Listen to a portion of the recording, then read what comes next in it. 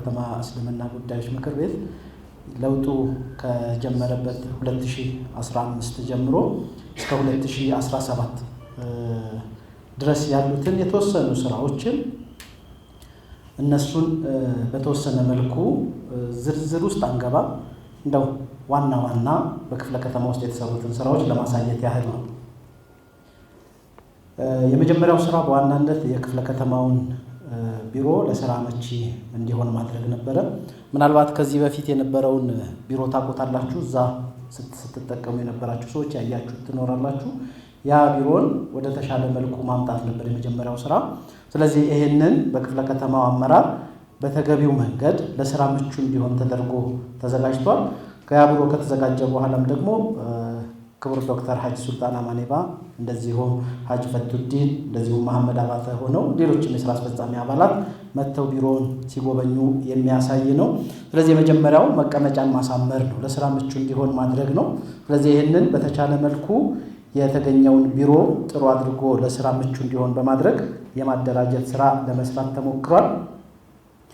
እዚሁ ቢሮ ላይ እንግዲህ በተለያዩ ስብሰባዎች ይደረጋሉ። ምናልባት የዛሬውንም ስብሰባ እዛ እናደርገው ነበረ፣ ግን ከቦታ ይጠበናል ከሚል አንጻር፣ ምክንያቱም ከየመስጂዱ 3 አመራር ጠርተን 3 በ48 ወይም 3 በ50 የምትመጡት ወደ 150 ሰው ነው።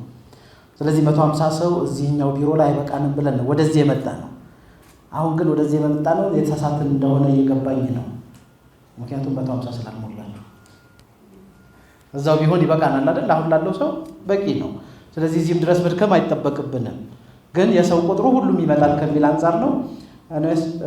ስለዚህ ይሄ ደግሞ ያው የወረዳው አመራር ከክፍለ ከተማው አመራር ጋር ስብሰባ በሚያደርግበት ሰዓት ቢሮ ምን ያህል ለስብሰባም ለስራም በቂ እንደሆነ ለማሳየት ነው። እስከ 60 ሰው መሰብሰብ ይችላል ቢሮአችን 60 ሰው ድረስ በደንብ አድርጎ መያዝ ይችላል። ከዛ በላይ ይሆናል የሚል ግምት ስለነበረን ነው ዛሬ ነው ወደዚህ ለመምጣት የሞከርነው። ሌላው የክፍለ ከተማው አመራር ከከተማው አስተዳደር የክፍለ ከተማ ኃላፊ ጋር ወይዘሮ አይዳ ጋር አጠቃላይ የክፍለ ከተማውን መጅሊስ በተመለከተ ውይይት ሲያደርጉ ነው እና ካሊድም አደምን በተገኙበት አጠቃላይ ማለት ነው። ስለዚህ ያው እኩል ፖዚሽን ነው። የክፍለ ከተማው መጅሊስ ከክፍለ ከተማው አስተዳደር ጋር እኩል ነው። ምንም ሳይዙ የሚቀንስ ነገር የለው። የክፍለ ከተማው መጅሊስ የሚያስተዳድረው ክፍለ ከተማ ውስጥ የሚገኘው ሙስሊም ማህበረሰብ ነው። የመንግስት አስተዳደር ደግሞ የሚያስተዳድረው አጠቃላይ መንግስታዊ የሆኑ ጉዳዮችን ነው። ይሄ መሰረታዊ ነው። ይሄ መተማመን መቻል አለብን። በቃ የወረዳ መዋቅሩን ተከትሎ ሲወርድ እኩል ኃላፊነት እንዳለበት መገንዘብ ይኖራል ለማለት ያህል ነው። ከዛ ባሻገር በዋናነት የተሰራው እና ረጅም ጊዜ የፈጀው መዋቅር ማደራጀት ነው። መዋቅር መዘርጋት 1 ዓመት ተኩል በላይ ፈጅቷል በክፍለ ከተማችን ውስጥ። ስለዚህ በመጀመሪያ ደረጃ የተደረገው ምንድን ነው? በክፍለ ከተማው ደረጃ መዋቅሮችን መዘርጋት ነው። ስለዚህ ሲዘረጋ የመጀመሪያው የክፍለ ከተማው እስልምና ጉዳይ ስራ አመራር አለ። ከሱ ስር ቀጥሎ የተዋቀሩት እነዚህ 4 ዘርፎች ናቸው። አንደኛው የክፍለ ከተማ ሙስሊም ወጣት ሊግ ነው። ስለዚህ በክፍለ ከተማ ደረጃ በሙሉ አዲስ አበባ ደረጃ የተዋቀረ ነው። ከዛ በሁለተኛ ደረጃ የተዋቀረው የክፍለ ከተማ የሴቶችና ህፃናት ዘርፍ ነው። ስለዚህ ይሄም አጠቃላይ ከአዲስ አበባ ጀምሮ እስከ ታችኛው ድረስ እንዲወርድ ታስቦ የተዘጋጀ ነው፣ እስከ ክፍለ ከተማ ደረጃ ድረስ ማለት ነው። ሶስተኛው የክፍለ ከተማ የዑለማ ምክር ቤት ነው። ስለዚህ በክፍለ ከተማችን ውስጥ የዑለማ ምክር ቤት ተዋቅሯል። አሁን በቅርቡ ወደ ወረዳም ወርዷል። ከዛ 4ኛ ዘርፍ በክፍለ ከተማ ደረጃ የምሁራን ዘርፍ ነው። ስለዚህ በክፍለ ከተማችን ውስጥ የሚገኙ ምሁራኖችን ያሰባሰብንበትና በተወሰነ መልኩ ስራዎችን ለመስራት ጥረት እየተደረገ የሚገኝበት መንገድ ነው። እነዚህ 4 ዘርፎች በክፍለ ከተማ ውስጥ ሁሉም በየራሱ ወጣቱም፣ ሴቱም፣ ዑለማውም፣ ምሁሩም በሚመለከተው መልኩ ስራዎችን ለመስራት ጥረት እየተደረገ ነው። በተቻለ መጠን እነዚህን ዘርፎች ወደ ታች ማውረድ ይታሰባል። ስለዚህ በሁለተኛ የክፍለ ከተማው መዋቅር ከተዘረጋ በኋላ ያ የተዘረጋው የክፍለ ከተማ መዋቅር ወደ ታች ወርዶ ወደ ሁሉም ወረዳዎች ላይ መዋቅሩን ማውረድ። ስለዚህ ልክ የክፍለ ከተማው እስልምና ጉዳይ ምክር ቤት አመራር የወረዳ መጅሊስ አመራሩን መሰረተ ማለት ነው። ቀጥታ ሰንሰለቱ በሱ ስር ስለሚሆን የወጣት ሊጉም እንደዛው የወረዳው ሙስሊም ወጣት ሊግ፣ የሴቶችና ህፃናትም እንደዛው የወረዳ የሴቶችና ህፃናት ዘርፍ፣ የወረዳ ዑለማ ምክር ቤት በክፍለ ከተማ ዑለማ ምክር ቤት ስር። ከዛ በኋላ ሌሎቹ ስላልወረዱ ቀጣዩ የመጨረሻው እርከን የእናንተ እርከን ያለበት የመስጂድ ኮሚቴ ነው። ስለዚህ እነዚህን ሰርቶ መጨረስ ከ1 ዓመት ተኩል በላይ ፈጅቷል። ይህን መዋቅር በትክክል ሰርቶ ለመጨረስ አሁንም ድረስ መዋቅር ያልጨረስናቸው አሉ፣ እነሱ እየተሰሩ ነው። ስለዚህ በቀጣይ ተቋም ሲገነባ ከላይ እስከ ታች ሰንሰለቱ የጠበቀ ተቋም መሆን አለበት። የክፍለ ከተማው አመራር በወጣቶች ውስጥ መግባት የለበትም። ወጣቱ የወጣቱን ጉዳይ ይዞ መስራት አለበት። ሴቶቹ የሴቶቹን፣ ዑለማውም የዑለማውን፣ ምሁራኑም እንደዛው።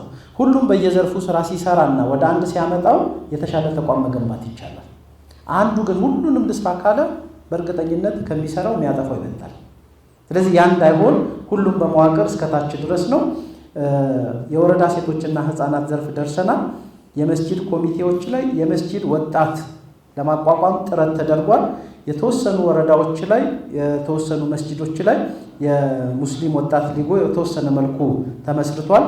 ያው በደንብ ውጤታማ ሆኖ እየተንቀሳቀሰ አይደለም እንጂ ሁሉም መስጂድ ላይ አልተሰራበትም። እሱ ተሰርቷል። ሴቶች አልተሰራበትም ታች መስጂድ ድረስ። ግን ሐሳቡ እስከ ታች እስከ መስጂድ ድረስ እነዚህ መዋቅሮች እንዲወርድ ነው። የወረዳ ዑለማ ምክር ቤትም ዝቅ ብሎ የመስጂድ ዑለማ ምክር ቤትም ማዋቀር ነው። ምክንያቱም በየመስጂዱ የየራሱ ሀጃ አለው።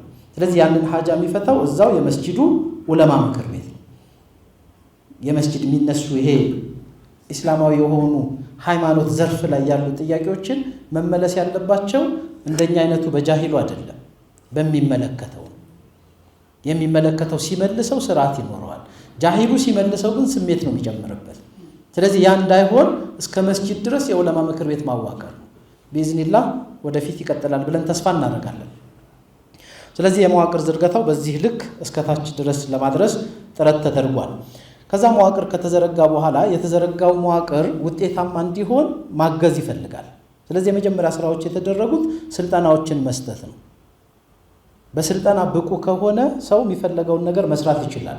ስለዚህ ለዛ ተብሎ ሁሉም በሚመለከተው መልኩ ስልጠናዎችን የተለያዩ ስልጠናዎችን ለመስጠት ተሞክሯል። የመጀመሪያ መነሻ የተደረገው ለወረዳ አመራሮች ነው። ስለዚህ ለወረዳ አመራሮች 2-3 ስልጠናዎች ማግኘት እንዲችሉ ተደርጓል። በተለይ አመራርነት፣ መሪነት የመሳሰሉትን ቲም ወርክ ላይ እንደዚህ አይነት ርዕሰ ጉዳዮች ላይ በአግባቡ እንዲሰለጥን ተደርጓል። ወጣት ሊግም ህፃናት ዘርፍ ላይ ያሉትን እንደዚሁ ለማሰልጠን ጥረት ተደርጓል። ከዛ በኋላ ከእናንተ ጋርም በተወሰነ መልኩ 1-2 ፕሮግራም ተገናኝተናል በስልጠና። ስለዚህ እሱንም እንደዚሁ የመስጂድ ኮሚቴዎች መብቃት መቻል አለበት። ቅድም ያው ኡስታዝ በደንብ አስቀምጦታል። አማና ነው። ይሄን አማና ቦታ ደግሞ በአግባቡ ለመወጣት በተቻለ መጠን በስልጠና መደገፍ መቻል አለበት። በዘልማድ የሚሰራው ስራ ውጤታማ ስለማያደርግ ዘመናዊው ስልጠና ማግኘት አለበት በሚል ለመስጠት ተሞክሯል። እንደዚሁም በዋናነት ለኢማሞችም ስልጠና ለመስጠት ጥረት ተደርጓል። እነዚህ ስልጠናዎች በተወሰነ ምን ይመስሉ ነበር የሚለውን የተወሰኑ ነገሮችን ለማሳየት እንሞክር። ስለዚህ የመጀመሪያው የአመራሮችን አቅም ለማጎልበት የተሰጠ ስልጠና ነው። በኡስታዝ አህመድ ሙስጠፋ እዚሁ አዳራሽ ላይ ከወረዳውም ከሴቱም ከወጣቱም ያካተተ ወደ 90 ምናምን አካባቢ የሚሆን ታዳሚ የነበረበት ስልጠና ነው። ኡስታዝ አህመድ ሙስጠፋ እና ዶክተር አሊ ነበር ስልጠናውን የሰጡን። ይህን ይመስላል ስልጠናው። ያው እዚሁ ቤት እንደሆነ ዶክተር አሊ ነው። ስለዚህ እሳቸውን ሲሰጡ የነበረው ስልጠና አንዱ ስለ ሊደርሺፕ ኳሊቲ ነው። አንድ መሪ ምን አይነት ኳሊቲ ሊኖረው ይገባል፣ መሪ ነኝ ሲል ማሟላት የሚገባቸው መስፈርቶቹ ምንድናቸው የሚለውን ዝርዝር ሳይንሳዊና ቁርአናዊ ይዘት ያላቸውን ስልጠናዎች በደንብ አድርገው ሰጥተውናል። ባለፈው ያው የመስጂድ ኮሚቴ ስልጠና ላይ ዶክተር አሊን ያገኛችሁት ሰዎች አይታችሁታል ብዬ አስባለሁ። ስለዚህ የሴት አመራሮችን በስልጠናው ላይ ታዳሚ ነበሩ። ስለዚህ ይሄ አጠቃላይ ስልጠናችን ምን ይመስላል የሚለውን ነው። ሌላው ይሄ ክፍለ ከተማው አዳራሽ ላይ ለኢማሞች የረመዳን መግቢያ ላይ የተሰጠ ስልጠና ነው። ስለዚህ ኢማሞችንም በተወሰነ መልኩ እንዲሁ በራሳችን አንድ ስልጠና አዘጋጅተናል። ከዛ ባሻገር በከተማ ደረጃ የ5 ቀን ስልጠናዎች ላይ ሁሉም የመስጂድ ኢማሞች እንዲገቡ ጥሪ አስተላልፈናል። ምን ያህሎቹ ይሳተፉ አይሳተፉ መረጃው ዲቴሉ አልደረሰንም። ምክንያቱም እሄዳለሁ ብሎ የቀረ ስለነበረ ግን ሁሉም ኢማም እዛ ስልጠና 5 ቀን ስልጠናው ላይ እንዲገቡ ነግረናል። በእርግጠኝነት እናንተ ጋር እንደርሶ መልእክቱን ያስተላልፋችሁ እንደሆነ ብለን እናስባለን። ይሄ ስልጠናዎችን ይመስላል። ከዛ ባሻገር ቅድም ያዋቀርናቸው ተቋማት የራሳቸው የምስረታ ጉባኤዎችና የትውውቅ ፕሮግራሞችን ክፍለ ከተማው ከወረዳው ጋር ከሌላው አመራር ጋር ፕሮግራሞች ተከናውኗል። ስለዚህ የሙስሊም ወጣት ሊግ ምስረታና የትውውቅ ፕሮግራም ተከናውኗል። የወጣቶችና ህፃናት ዘርፍ የምስረታና የትውውቅ ጉባኤ ተከናውኗል። የክፍለ ከተማ ዑለማዎች ምክር ቤት ምስረታና ትውውቅ ጉባኤ ተከናውኗል። ይሄ በዛው ላይ በየራሳቸው ዘርፍ ያደረጉት ነው። በስፋት ደግሞ ወደ ስራ ሲገቡ ይበልጥ ከሌላው ማህበረሰብ ጋር ይተዋወቃሉ። ይሄ በሴቶች ህፃናትና ዘርፍ ውስጥ የነበረው የትውውቅ ፕሮግራም ነው። የክፍለ ከተማው አመራር መልእክት በሚያስተላልፉበት ሰዓት ነው። ይሄ ያው እዚሁ የተሰሩ ፕሮግራሞች ናቸው። ወይዘሮ አያተል ኩብራ የአዲስ አበባ እስልምና ጉዳይ የሴቶች ዘርፍ ተጠሪ ነች። እሷን መልእክት ስታስተላልፍን ያው ሴቶቹ ነበሩ። እዚህ ጋር ለእያንዳንዱ የወረዳ አመራር የሹመት ደብዳቤ ሲሰጣቸው ነው። ምክንያቱም ከተመረጡ በኋላ ወረዳ ላይ ስራቸውን በአግባቡ መስራት እንዲችሉ አማናው የተሰጠበት ስነ ስርዓት ነበረ። ሌላው ህዝባዊ ውይይቶች ነው። የወረዳው እስልምና ጉዳይ በወረዳው ላይ ምን አይነት ስራዎችን ሊሰራ አስቧል፣ ምን አይነት ስራዎችን እያከናወነ ነው፣ ምን አይነት ተግዳሮቶች አሉት የሚለውን ነገር እዛው ከወረዳው ማህበረሰብ ጋር የተለያዩ ውይይቶች የተደረጉበት ፕሮግራም ነው። ስለዚህ ሁሉም ወረዳ ላይ በሚባል መልኩ የቀረ ወረዳ ትዝ አይለኝም እኔ እስከማስታውሰው 12ቱም ወረዳዎች በየወረዳቸው ላይ ከማህበረሰቡ ጋር ውይይት አከናውነዋል። ስለዚህ አንዳንዶቹ አዳራሽ ላይ ያደረጉ አሉ፣ አንዳንዶቹ ደግሞ እዛው መስጂድ ላይ ያደረጉ አሉ። እንደየወረዳቸውና እንደ መስጂዶቻቸው ቁመና ማለት ነው። ስለዚህ እዛ ቦታ ላይ የተነሱት ነገሮች በዋናነት አጠቃላይ መጅሊሱ ምን አይነት ቁመና ላይ ነው ያለው፣ ምን አይነት ስራዎችን እየሰራ ነው፣ ምን አይነት እቅዶች አሉት የሚለውን ነገርና እንደዚሁም ደግሞ የወረዳ አመራሮቹን ከማህበረሰቡ ጋር ከወረዳው ጋር የማስተዋወቅም ስራዎች እንዲሰሩ ተደርጓል። በአጠቃላይ ደግሞ እንደ ክፍለ ከተማ የወረዳዎች ውይይቱ ሲያልቅ አንድ የክፍለ ከተማ ማጠቃለያ የውይይት ፕሮግራም ተከናውኗል። ያንን የመጭመቅ እና ሰመራይዝ የማድረግ ስራ በክፍለ ከተማ ደረጃ ተሰርቷል። ከዛ ባሻገር የወረዳ አመራሮቹን ከከተማ አመራሮች ጋር ቀጥታ ተገናኝተው ውይይት ማድረግ የሚችሉበትን ፕሮግራም አመቻችተናል። እንደዚሁም እናንተ የተሳተፋችሁበት እዚሁ መድረክ ላይ የመስጂድ ኮሚቴዎች ከከተማው አመራሮች ጋር እንደዚሁ ውይይት የማድረግ ቀጥታ ይሄ የተራራቀውን ጋፕ የማጥበብና እርስ ፊት ለፊት ተገናኝቶ ከተማው ከመስጂዶች ጋር ያለውን ችግር የመስማት መፍትሄ የመስጠት ነገሮች እንዲኖሩ በሚል የውይይት ፕሮግራሞች እንዲከናወኑ አድርገናል። በእርግጠኝነት ጥሩ ግብዓቶች የነበሩበት ነው። ይህ ህዝባዊ ውይይት ወረዳ 11 ላይ አዳራሽ ላይ ሲደረግ የነበረ ነው። የክፍለ ከተማው አመራር መልእክት ሲያስተላልፉ ነው። ኡስታዝ ናስር ቦታው ላይ ተገኝተው እንደዚሁ የዳዋና የምክር አገልግሎት ሲሰጡ የነበረበት ነው። ከዛ በኋላ የምስጋናና የምስክር ወረቀት ሲሰጥ ነበረ በቦታው ላይ ለተሳተፉ። ይሄ የሰላምና ጸጥታ ተወካይ ነው የወረዳ 11። እንደዚሁም ከመስጂድ የተሻለ አፈጻጸም ላላቸው መስጂዶች እንደዚሁ እውቅናና ምስክር ወረቀት እዛው ላይ የተሰጠባቸው መድረኮች ነበሩ ማለት ነው።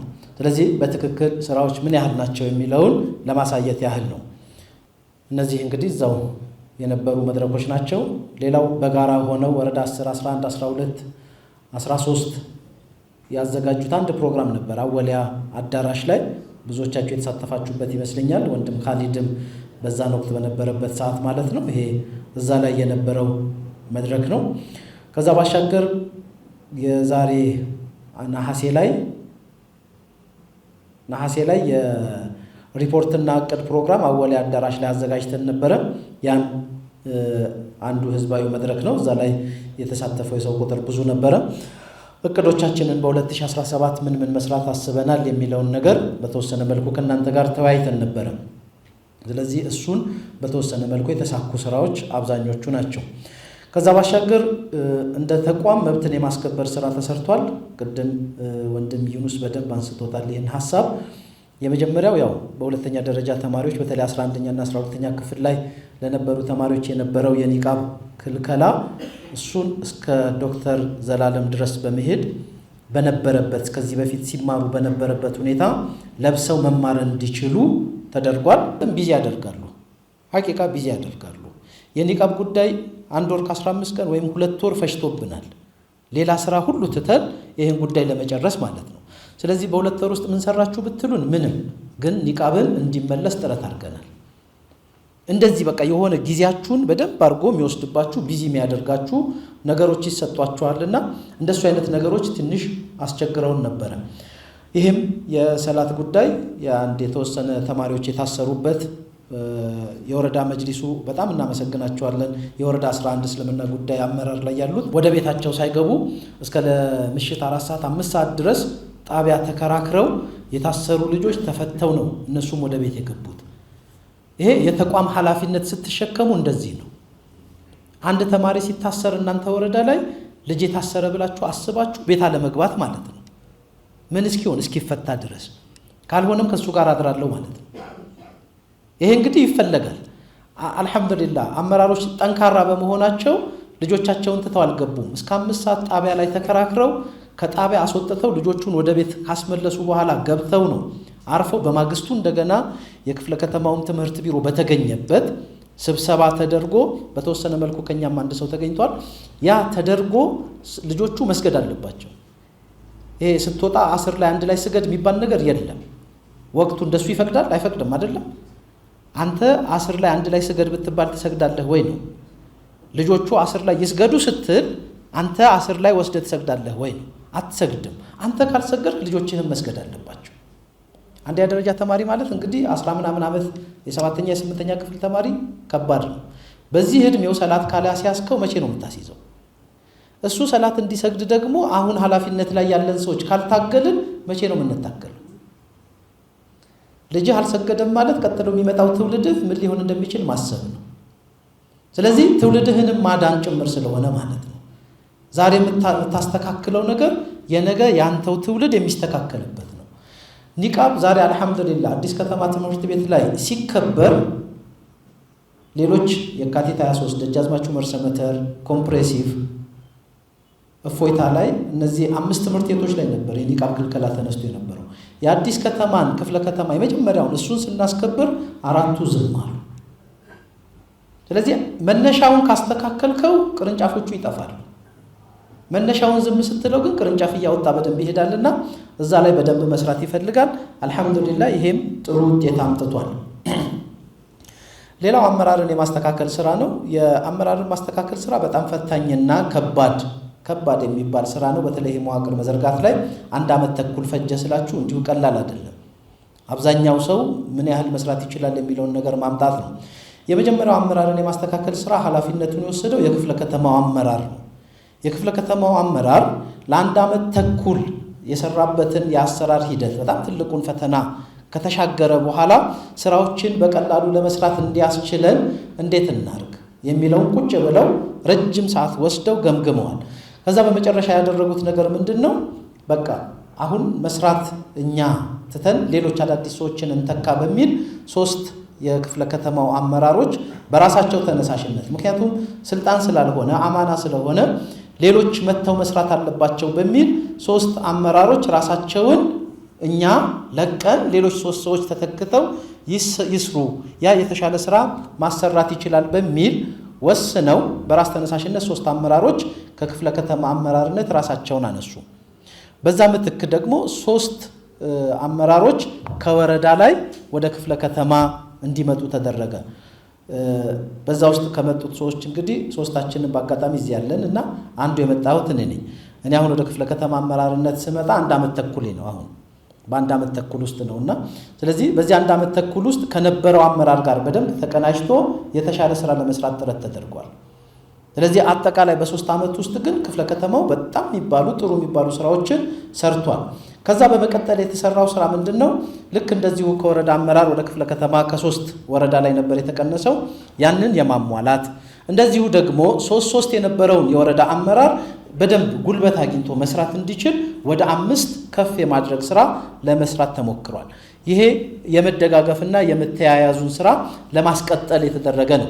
በዚህ ሁኔታ ውስጥ በእርግጠኝነት ጥሩ ውጤት አምጥቷል። ክፍለ ከተማ ላይም ጥሩ መነቃቃት ፈጥሮ ጥሩ የመስራት ሞራሎች መጥተዋል። ወረዳ ላይም 5 መሆናቸው ይበልጥ ወረዳው ላይ ስራ እንዲሰሩ ረድቷል የሚል ነገር አለንና ይሄ መስተካከል ያለበት መለመድ ያለበት ባህል ነው እንላለን። ይሄ እናንተ ጋርም ቢለመድ ደስ ይላል። ምክንያቱም አንዳንድ ጊዜ የመስጂድ ኮሚቴ ምናምን ዓመታት የመስጂድ ኮሚቴ ይኮናል። መኮኑ አይደለም ክፋቱ ሲኮንና ረጅም ዓመት እዛ ላይ ሲቆይ ስራዎች አይሰሩም። ልምድ ይሆንና በቃ ሁሉ ነገር ይቀላል። አንዳንዴ መለዋወጥ ጥሩ ነው። ለተሻለ ሰው ቦታ መስጠት አማናውን ማሳለፍ ኸይር ነው። እኛም ማረፍ አለብን። ስለዚህ እንደዚህ የመተካካቱ ባህል ቢለመድ ጥሩ ነው እንላለን። እናንተ ታውቃላችሁ የተሻለውን። ይሄ ሐጂ ሻሚልና አቶ ነጋሽ በአጋጣሚ ያው የዛሬ ዓመት እቅድና ሪፖርት ያቀረብንበት ጊዜ ላይ ከክፍለ ከተማ አመራርነት ራሳቸውን በፈቃደኝነት ያነሱና የተኩ ስለነበረ የዛን ዕለት ፕሮግራማችን መጨረሻ ላይ የምስጋናና የምስክር ወረቀት የማክበር ላደረጉት ራስን አሳንሶ ነፍስያን አሸንፎ ከኔ ይልቅ ይሄ ቦታ ላይ አማናው በተሻለ ሊሰራ ይችላል ብለው ላሳዩት መነሳሳት ክፍለ ከተማው የሰጣቸው የምስጋና የምስክር ወረቀትና እንደዚሁ የተወሰነች ማስታወሻ የኮፍያና እንደሱ አይነት ዝም ብሎ እንዲሁ ማስታወሻ እንዲሆናቸው ያህል እውቅና የተሰጠበት ፕሮግራም ነበረ። የነበራችሁ ሰዎች ታስታውሱታላችሁ። እጅግ ደማቅ የነበረ ፕሮግራም። ሰርቶ ቦታ ሲለቅ ማመስገን መለመድ መቻል አለበት። ዝም ብሎ አይ በቃ እሱ አልተመቸውም ሄደ ምናምን አይነት ነገር አይደለም። በቃ ቢያንስ 1 ዓመት ተኩል ዋጋ ከፍለው ሰርተዋል ክፍለ ከተማው ላይ። 1 ዓመት ተኩል ማለት በጣም ትንሽ ሊሆን ይችላል በጊዜ ሲጠራ፣ ግን 18 ወራት ከዛ በሰዓት በጊዜ ምናምን ስታባዙት ረጅም ነው። ለዛን ጊዜ ለከፈሉት ዋጋ እንደው እናመሰግናለን አላህ ስራችሁን ይቀበላችሁ ብሎ ለመሸኘት ያህል ነው። ይሄን ያህል የተጋነነም ነገር አይደለም። እንደዚህ አይነት ነገሮች መለመድ አለባቸው ነው። ሌላው ክፍለ ከተማው የሰራው ማህበራዊ ድጋፍ ላይ ነው። እንደ አንድ ተቋም ማህበራዊ ድጋፍ ወሳኝ ነው። ምክንያቱም የምታገለግሉት ማህበረሰብ ያለበትን ሁኔታ ማወቅ ይፈልጋል። እንደዚህ አይነት ማህበራዊ ድጋፍ አብዛኛው ጊዜ መስጂዶች ላይ ይሰራል። በተለያየ መልኩ ረመዳንና ኢደል አድሃ ላይ ብዙ መስጂዶች ይሰራሉ። የአስቤዛ ድጋፍ ያደርጋሉ፣ የውዱህያ ድጋፍ ይደረጋል። ይሄ ግን በደንብ ጠንክሮ ተቋማዊ ይዘት ባለው መልኩ መሰራት አለበት። ተቋማዊ ይዘት ከሌለው ሰዎች ሁሉ ጊዜ እኛን ጠባቂ ነው የሚሆኑት። ከዛ መውጣት የሚችሉበትን አሰራር መፈጠር መቻል አለበት። ማገዙ እንዳለ ሆኖ አሁን ላለችው ለዛሬዋ ለምትሆነዋ ነገር መሸፈን እንዳለ ሆኖ ግን ከዛ መሻገር እንዲችሉ መውጣት እንዲችሉ ማለፍ እንዲችሉ ማድረግ ይኖርብናል። በዚህ 2017 ላይ የተወሰነ ነገር ለመስራት ሞክረናል። ምናልባት ታስታውሱ ከሆነ እቅዳችን ላይ ለ300 አባወራ የአስቤዛ ድጋፍ ማድረግ ነበረ። አልহামዱሊላህ ለ45 አባወራዎች የአስቤዛ ድጋፍ ማድረግ ችለናል። 45ም ይመሰገናል አይደል? የግድ 300 መምላት አይተበከበት። ስለዚህ አልহামዱሊላህ ለ45 ደርሰናል። ከዛ በተጨማሪ ደግሞ ለ20 አባወራዎች የዘካ ድጋፍ ተደርጓል። ለአንድ ሰው 2500 ብር በሆነ ሂሳብ ተሰጥቷቸዋል። ለ20 አባወራዎች ኢደል ፊጥርን እንዲውሉበት ተብሎ አጠቃላይ ለ65 ሰዎች በረመዳን ላይ ደርሰናል። ስለዚህ 200 ምናምን ሰዎች ይቀሩናል። እነሱን አላየንም። 65ቱን አልহামዱሊላህ ብለናል። 65ቱን አልহামዱሊላህ ብለን ለውዱህያ ያሰብነው በእቅዳችን ታስታውሱ ከሆነ ለ300 አባወራዎች ነበረ። አላህ 65ቷን ስናመሰግነው ይጨምራል። ጨመረልንና ውዱህያ ላይ ለ2230 አባወራዎች ግማሽ በግ ማድረስ ችለናል። ይሄ በጣም ከባድ ነው፣ በጣም ትልቅም ነው። በብር ስትቀይሩት ከ10 ሚሊዮን ብር በላይ ነው። ምክንያቱም ውዱህያ ላይ አንድ በግ ስንት እንደገዛችሁ ታውቁታላችሁ። አንደኛው በቅዳሜ ከኢድ ማግስት ቅዳሜ ላይ ለ1800 ሰዎች መስጠት ቻለን። የመጨረሻው ቀን ሰኞ ላይ ደግሞ ለ430 ሰዎች እንደገና በሁለተኛ ዙር መስጠት ቻለን። አልহামዱሊላህ በክፍለ ከተማችን ውስጥ በእርግጠኝነት ሁላችሁም መስጂድ ላይ ይሄ ጥያቄ መጥቶ አንድም ትሁን 10 ሰውም ትሁን ሰጣችኋል። ለአንድ ወረዳ 125 ሰዎች ነበር የሰጠነው። በአንድ ወረዳ ላይ 125 ሰዎች የዚህ ፕሮግራም ተጠቃሚ እንዲሆኑ ነበር። በእርግጠኝነት መስጂዶቻችሁ ጋር ደርሶ የሆኑ ሰዎችን በእናንተ ምክንያት አንድ ሰውም ቢሆን ኢዱን አሳልፎታል ጥሩ አድርጎ ቢያንስ ግማሽ በግ ለማድረስ ተሞክሯል። ከኢስላሚክ ሪሊፍ እና ከኢትዮጵያ ሙስሊሞች ልማት ኤጀንሲ ጋር በመተባበር የተሰራ ነው። ፕሮግራሙ ይሄን ይመስል ነበረ። የክፍለ ከተማው አመራር እዛ ላይ መልእክት ሲያስተላልፉ ነው። ሐጅ መሐመድ ዘይኒም እንደዚሁ እዛ ቦታ ላይ ተገኝተው ፕሮግራሙን ሲያስተላልፉ ነበር። ይሄ አስፋው ሜዳ ላይ የተከናወነ ፕሮግራም ነው። እዛ ዊንጌት አካባቢ ያገኘነው የተሻለ ቦታ ለጊዜው እሱ ነው። የክፍለ ከተማው አስተዳደር ተወካይ ሰላምና ጸጥታው የሰላም ግንባታ ተጠሪ አቶ ፀሐይ የሚባል የክፍለ ከተማው ተጠሪ ናቸው። እሳቸው መልእክት ሲያስተላልፉ ነው። ከዛ በኋላ ድጋፍ በዚህ መልኩ ለአንድ ሰው ግማሽ በግ በአንድ ፌስታል እየተደረገ ተሰጥቷል። ረጅም ሰዓት ነበር የወሰደው። አብዛኛው ሰው እንግዲህ ወደ ሁያ ላይ ሶስቱንም ቀን ዘናፈታ ነው የሚለው። አብዛኛው የክፍለ ከተማው አመራር የወረዳው ወጣት ሊጎቹ የኢድ ማግስት እዚህ ነው ያሳለፉት። ኃላፊነታቸውም ስለሆነ እዚህ ተገኝተው ይህንን ፕሮግራም ሲያስተባብሩ ነበረ። እንደዛውም ደግሞ በሰኞ ዕለትም ማለት ነው። ሌላው በክፍለ ከተማችን ውስጥ የሚገኘውን ባቡል ኸይር ጉብኝትና ድጋፍ ተደርጓል። እንደዚሁም ደግሞ እዝነት ተደራራቢ አካል ጉዳት ያለባቸው ህፃናት ማዕከልንም ጉብኝትና ድጋፍ ለማድረግ ተሞክሯል። እንደ ክፍለ ከተማችን በተወሰነ መልኩ የሚጠበቅበትን ኃላፊነት ለመወጣት ነው። የሚበቃ ድጋፍ አይደለም፣ በጣም ትንሽ የምትባል ድጋፍ ነው የተደረገው። ግን ሁለቱንም ለማየት ጥረት ተደርጓል። ይሄ ባቡል ኸይር ላይ ነው። ስለዚህ የሴቶችና ህፃናት ዘርፍ ተወካዮች ነበሩ፣ አመራሩ ነበረ። ከዛ ደግሞ ከተገኘን አይቀር ተብሎ ባቡል ኸይር ስትሄዱ እንጀራ መጋገር አለ፣ ወጥ መጨለፍ አለ። የምሳ ሰዓት አቅራቢያ ስለነበረ በአጋጣሚ ፎቶቸውን አላገኘነውም። ወጥ እንጀራ ሲጋግሩ እሱን ፎቶ አላገኘነው። ግን ወጥ ጨልፈው ምሳቃ ከድነው ካድመዋል። ይሄ ማሳየት ነው፣ ምንም እንትን አይደለም።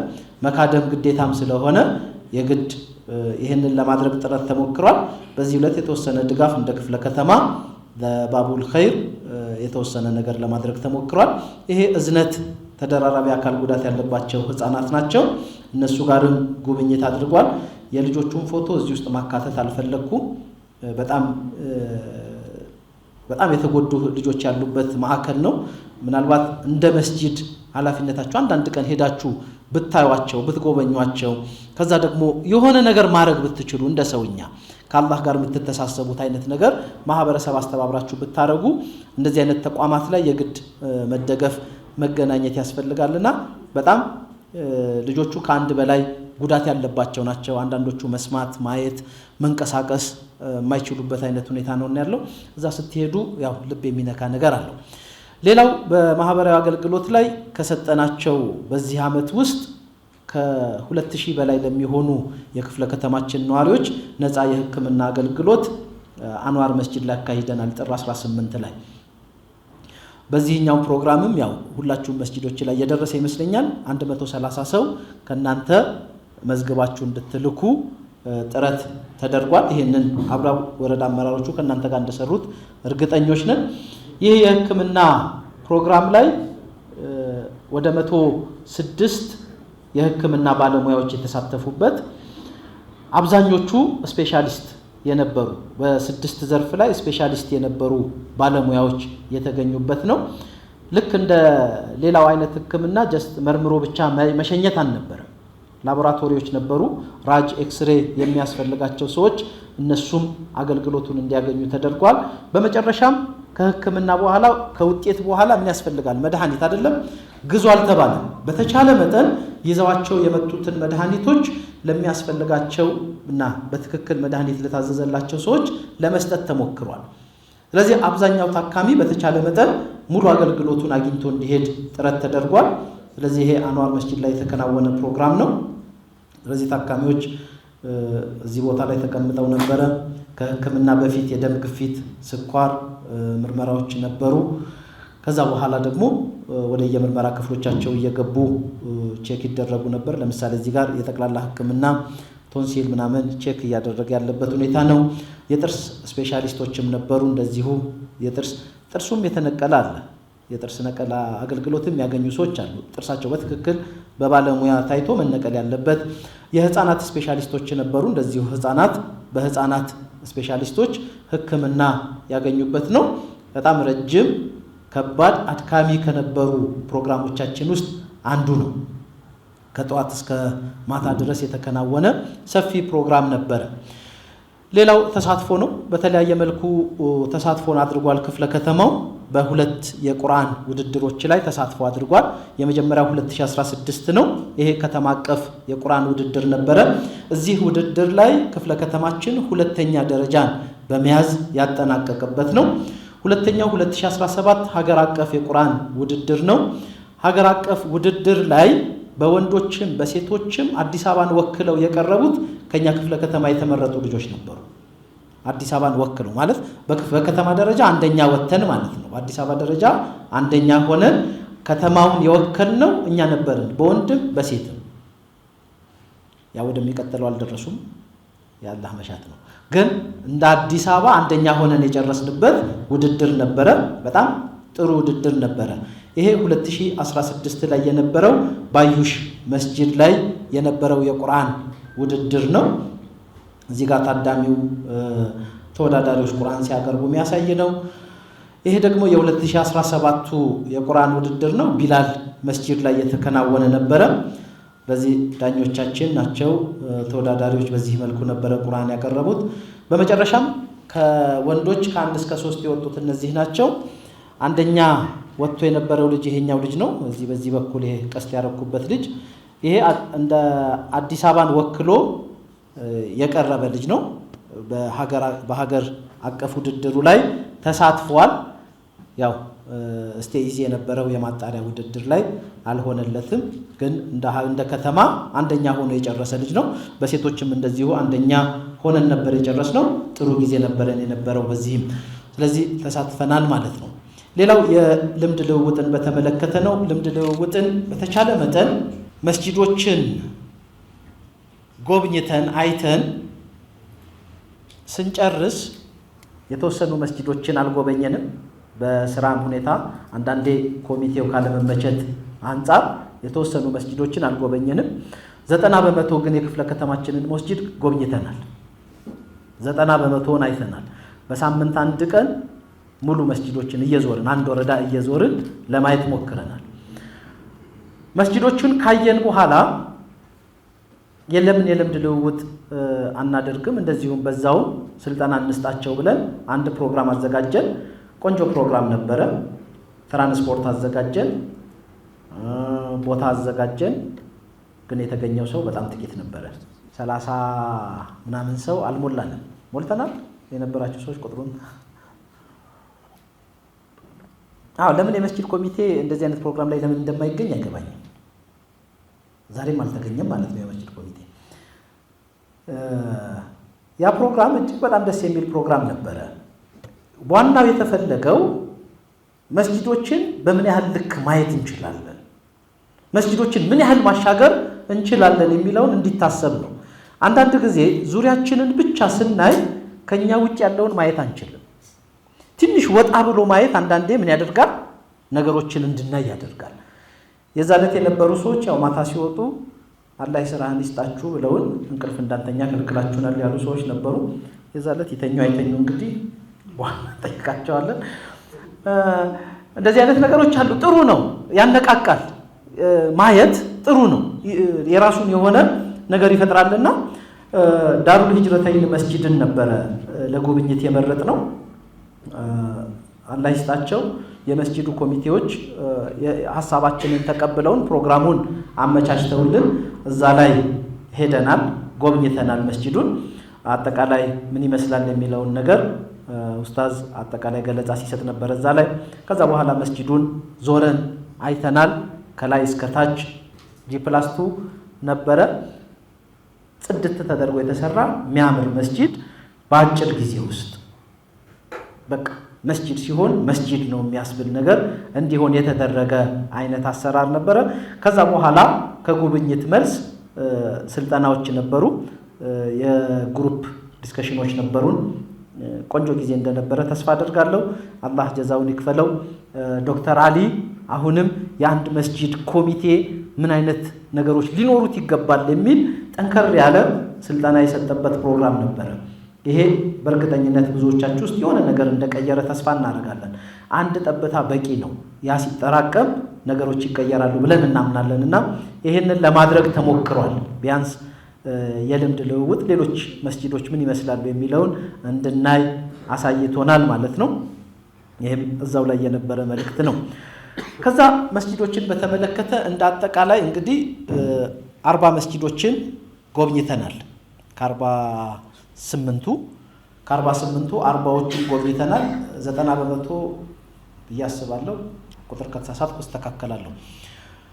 40 መስጂዶችን ወላሂ በጣም አድካሚ፣ ትዕግስት የሚፈትን ከባድ። አንዳንድ መስጂድ ላይ ለጉብኝት ሄዳችሁ ለመስጂድ ኮሚቴ ቀጠሮ ተይዞ እናንተ ስትደርሱ ኮሚቴው የለም። ከዛ ምንም አታረጉ፣ አትቀጡ፣ አታስኩ፣ አትጮሁ፣ ምንም አትሉ። መስጂዱን አይታችሁ ተመልሳችሁ ትወጣላችሁ። አንዳንድ መስጂድ ላይ ደግሞ አላህ ኸይር ጀዛችሁን ይክፈላችሁ ሙሉ ኮሚቴ 7ቱም አመራር ቁጭ ብለው ጠብቀውን አውርተን ተነጋግረን የወጣንባቸው መስጂዶች አሉ። እንደዛውም ሁሉም መስጂድ ላይ ሙሉ ባይሆን አብዛኞቹ ጋር ኮሚቴ አመራር አለ። በጣም ጥቂቶቹ በደንብ ቻሌንጅ ያደረጉን በር መዝጋት ሲቀራቸው የጠፉ ኮሚቴዎች አሉ። ያው መስጂድ ስለሆነ በሩን አልዘጉትም። መስጂዱን ገብተን አይተን ወጥተናል። ያው ቢሮ ነው ያልገባ ነው። የመጀመሪያው ግንኙነት ነው። ስለዚህ ማየት የፈለግነው ምን አይነት አገልግሎት መስጂዱ እየሰጠ ነው፣ ምን አይነት ክፍተቶች አሉት፣ ምን አይነት ችግሮች አሉት፣ እንደ ክፍለ ከተማ ምን ልናግዝ ይገባል፣ እንደ ወረዳ የወረዳ አመራሩ ምን ሊያግዝ ይገባል የሚለውን ማየት ነው። ከዛ በኋላ ነው በቀጣይ እዚህ ጋር ያለውን ችግር እንዴት እንፍታው ብለህ ወደ ስራ የምትገባበትና ለምን እንደሆነ አናውቅም። አንዳንዶቹ ጋር አልተገኘም። አንዳንዶቹ ያው እኛ እሁድ ነው የሚመቸን እንጂ በስራ ቀን አትምጡብን አሉ። መርሐባ ብለናል። ዛሬ እሁድ ነው ግን ተገኝተዋል አልተገኙም ቼክ እናደርጋለን። ማለት እሁድ ነው የሚመቸን ያለ ኮሚቴ በጣም ብዙ ስለሆነ የመስጂድ ኮሚቴ ማለት ነው። ለዛ ነው እሁድ ፈልገን ዛሬ የእናንተን ፕሮግራም ያደረግነው እሁድ ቀን ጠብቀን ማለት ነው። ግን ያው እሁድ ራሱ ሌላ ችግር ነው። ለምሳሌ ጉብኝት ካደረግንባቸው መስጂዶች የተወሰኑትን ፎቶ ለማግኘት የቻልናቸውን እዚህ ላይ ለማካተት ሞክረናል። ይሄ ኻሊድ መስጂድ ነው ወረዳ 1።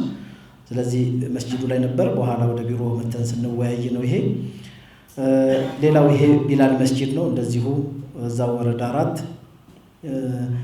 ቢላል መስጂድ አሁን ከታደሰ በኋላ ቆንጆ አድርገው አድሰውታል፣ በጣም አድሰውታልና አንዳንዴ ገብታችሁ ሰግዳችሁ ኮርጃችሁ ብትወጡ ጥሩ ነው። ታቆታላችሁ። ቢላል የድሮ መስጂድ ነው፣ በጣም የድሮ መስጂድ።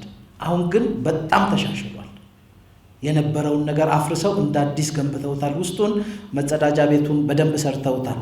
ቢላል መስጂድ ላይ አንድ ያየሁትን ነገር ልንገራችሁ። ብዙዎቻችን መስጂድ ላይ የሌለው ለአቅመ ደካማ ለሽማግሌ ብለው አንድ የተለየ ሽንት ቤት አዘጋጅተዋል።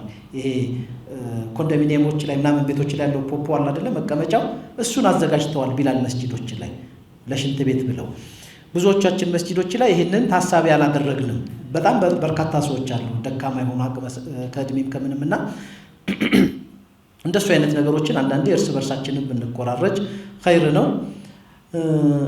ይሄው መዲና መስጂድ በአጋጣሚ የዛኔ ማስፋፊያ ተሰጥቷቸው ቦታውን አፍርሰው እያስተካከሉ ሊሾ እየሰሩ ነበር የተሰጣቸውን ቦታና እዛ ላይ ቁጭ ብለን ነው መስጂዱም ውስጥ አልገባን እንደዚሁ በጉብኝት መተን ያየነውና በርካታ መስጂዶችን ለማድረግ ሞክረናል።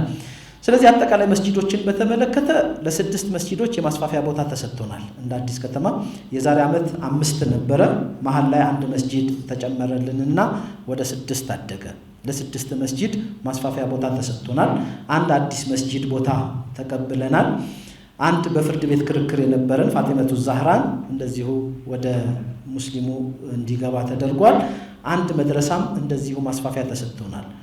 በዚህ ዓመት ያገኘናቸው አንድ የመድረሳ ማስፋፊያና አንድ የመስጂድ ማስፋፊያ ነው። ባለፈው ዓመት ታስታውሱ ከሆነ ሪፖርት ስናቀርብ 5 መስጂዶች ነበሩ። አሁን ግን አንድ መድረሳና አንድ መስጂድ ተጨምሮልን በዚህ ቁጥር ከፍ ብለናል። በጣም ደስ ይላል። ምክንያቱም ብዙ ማግኘት የሚገባን ቦታዎች አሉ። እሱ ላይ በደንብ መስራት አለብን። በርካታ ትናንሽ የሆኑ መስጂዶች ስላሉን ማለት ነው። ይሄ መስጂድ ከ30 ዓመት በላይ ያው ቅድም በተወሰነ መልኩ ተነስቷል። ትልቅ ቦታ ነው። 2361 ካሬ ነው። ይሄ ቦታ ነው ላለፉት ረጅም ዓመታት በሌሎች ቁጥጥር ስር ሆኖ ዋጋ ሲከፍል የነበረው። እንደምታዩት በሩ ላይ ያለው ታፔላው እንዳለ ነው። መስጂዱ ሲጀመር ጀምሮ ይሄ ዙሪያው ተገንብቷል፣ ታፔላው ተደርጓል። ግን በቃ እድሮች ቀኝ ግዛት ያዙትና ማን ያስለቅቃቸው? ወላ ሙስሊም ያለ እስከማይመስል ድረስ ማለት ነው። ለዓመታት እኮ ነው። በጣም የሚያሳዝን ትልቅ ቦታ፣ ስንት ትውልድ ይፈራበት የነበረ ቦታ። ይህን ተረክበናል። ስለዚህ የመጀመሪያው ስራ መስጂዱን ግቢውን ማጽዳት ነበረ። በዚህ መልኩ አላህ ኸይር ጀዛቸውን ይክፈላቸው። የአካባቢው ወጣቶች ከሌላ ቦታ የመጡ ተረባርበው ቦታው ጸዳ። ከተማ መጅሊሱም ግሬደር ላከልን፣ በሱ ጸዳ። ከዛ የመጀመሪያው ስራ በፍጥነት ቆርቆሮ በቆርቆሮ የሆነ መስጂድ መገንባት ነው። የግንቡ በኋላ ይደርሳል። ምክንያቱም ቦታን ማስከበር ነው። ስለዚህ በፍርድ ቤት ውሳኔ ነው።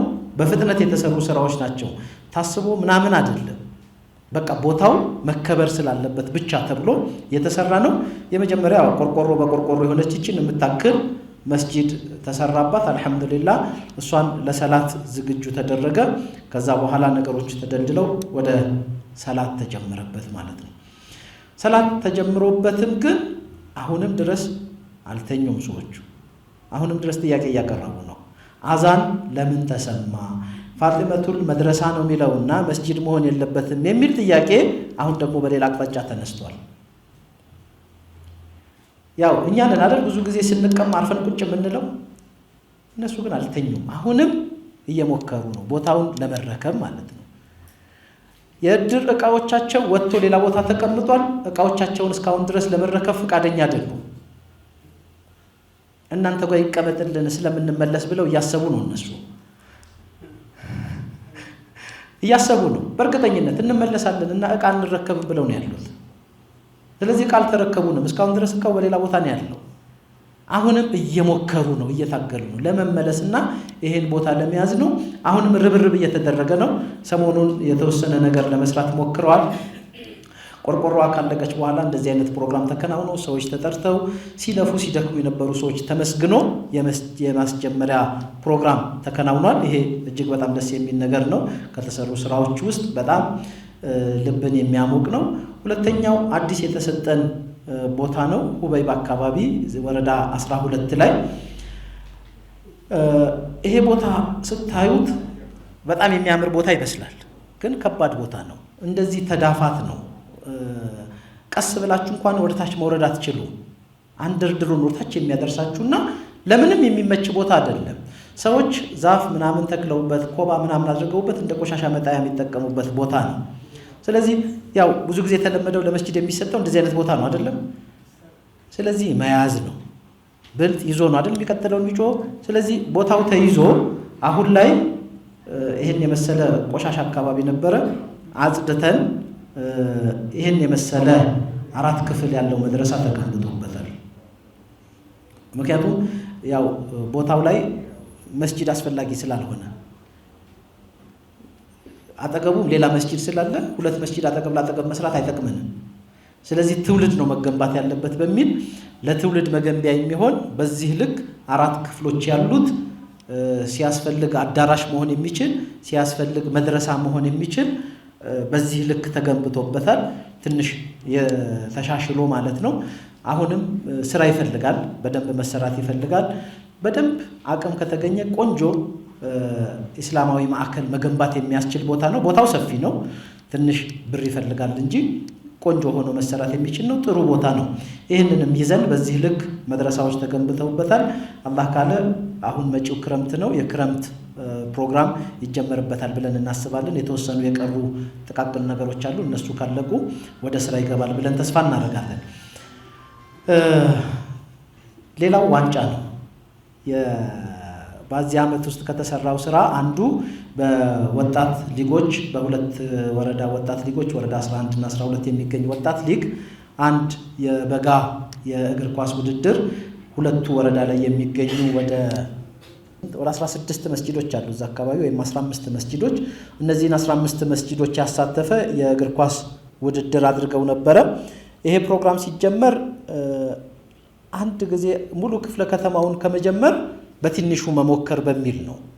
ስለዚህ ቢያንስ ሁለት ወረዳ ላይ አድርገነው በተሳካ መልኩ የዋንጫ ውድድር ደርሰው ሁለት ቡድኖች ተወዳድረዋል። ስለዚህ ቆንጆ ነው። ወጣቱን ለመያዝ የሚያስችል ነው። በወጣት ዘርፉ ሊሰራበት ከታሰበው አንዱ ፕሮግራም ነው። ይሄንን አድርገን በዚህ 3 ዓመት ውስጥ በተወሰነ መልኩ እነዚህ አሁን የነካካናቸው ወይም ደግሞ ጭራሽ ያልነካካናቸውም ስራዎች ይኖራሉ። ግን ዝርዝር ውስጥ መግባት ብዙ አስፈላጊ አይደለም። በዋናነት ከዚህ የተሻለ ስራ መስራት ይቻል ነበረ። ግን ሁለት ችግሮች ስራችንን እንዳንሰራ አድርገውናል። አንደኛው በየሰዓቱ የሚነሳው እሳት፣ በየመስጂዶቹ ላይ በተወሰነ መልኩ የሚነሱት እሳቶች ስራ እንዳይሰራ እንቅፋት ሆኗል። ሁለተኛው ደግሞ ፋይናንስ። ይህን ታስታውሳላችሁ፣ ባለፈው ዓመት ጠቅሰነው ነበረ። በሁለቱ ምክንያት ከዚህ በላይ ተሻግሮ ስራ መስራት አልተቻለም። ግን አልሐምዱሊላህ ቢያንስ እንደ አዲስ ከተማ ክፍለ ከተማ ማህበረሰቡ ጋር መድረስ የቻሉ ስራዎች ተሰርተዋል። ማህበረሰቡ ጋር መነጋጋት መድረስ የሚችሉ ሰው ተኮር ይሉታል አሁን መንግስት አባባሉን፣ ሰው ተኮር የሆኑ ስራዎች ለመስራት ተሞክሯል። እነዚህ ስራዎች በአንድም በሁለትም እያንዳንዳችን ጋር ደርሰዋል። አልፎ ከሆነ ደግሞ ሌሎቻችን ጋር ደርሰዋልና እነዚህን ስራዎች ይበልጥ ጎልተው ወጥተው ክፍለ ከተማው የተሻለ እንዲሆን የእናንተ እገዛ ያስፈልጋል። ለነበረን ቆይታ አመሰግናለሁ። እኔ ጨርሻለሁ።